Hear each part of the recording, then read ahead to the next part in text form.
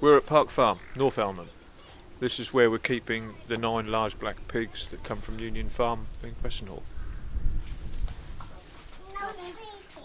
No, Charlie will feed the piggies.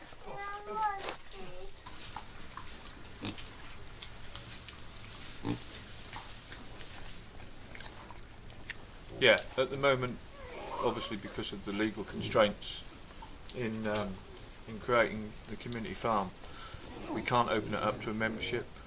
This is what we stated in the meeting that we had at the pub.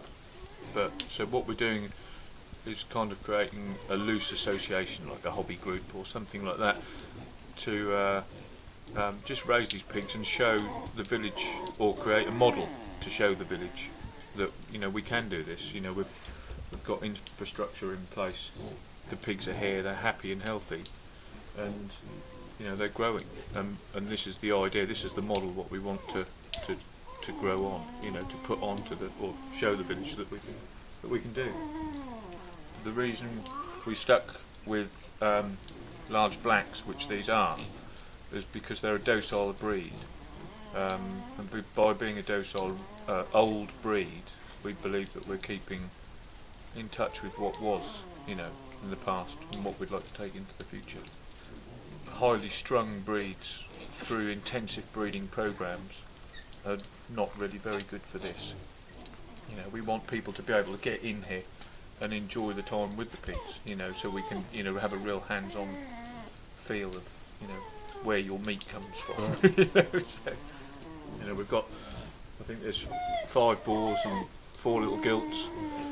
That means 18 sides of pork, or, you know, there's bacon and ham in there and stuff like that, and we can do a lot with that. You know, some of that we can smoke ourselves, you know, some of it, you know, it can all be shared, put it that way. And that's the main thing, it's about sharing amongst the community, you know. Because it's obviously for the community to actually share the labour, to share the ability, or share the, you know, share the growing, if you like. And if we can create a rota system for people to actually come and do their bit of feed in the morning or a feed in the evening. You know, we have to skip out. It takes a little longer in the morning than it does in the evening, but you know, eventually things even out, and everybody, because of their own personal input, you know, that keeps the prices down, keeps the costs down, and everything like that.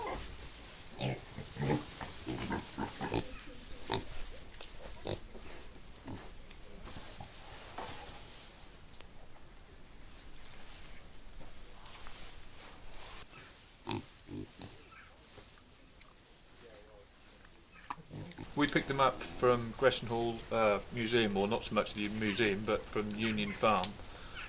Richard Dalton has been really kind and well, he's very, very interested in what we're doing here. He brought them on to, I think, 7 weeks. We then picked them up as weaners, classed as weaners, and now we'll take them on to 6 months old. And that at 6 months old, that's when they'll go to slaughter. But we'll probably hold 2 back, which will then go on to 8 months old for bacon and ham and stuff like that. Just get a bit bigger.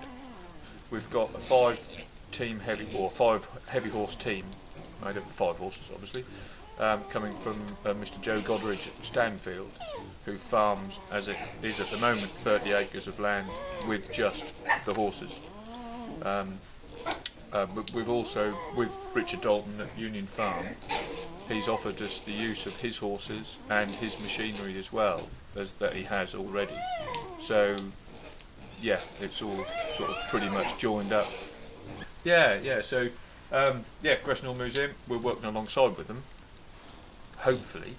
I'm not saying that they're any kind of partner, they haven't got any other input other than friendship, kindness, and, you know, an understanding of what we're trying to do here as well, really.